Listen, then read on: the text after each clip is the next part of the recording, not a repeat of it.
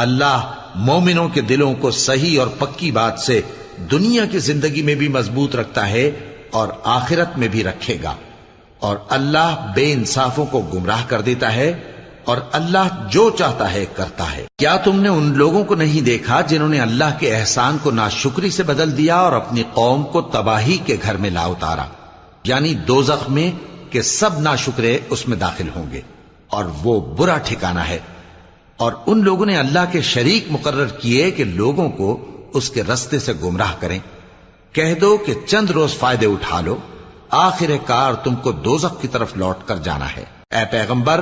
میرے مومن بندوں سے کہہ دو کہ نماز پڑھا کریں، اور اس دن کے آنے سے پیشتر جس میں نہ اعمال کا سودا ہوگا اور نہ دوستی کام آئے گی، ہمارے دیے ہوئے مال میں سے پوشیدہ اور علانیہ خرچ کرتے رہیں۔ اللہ ہی تو ہے جس نے آسمانوں اور زمین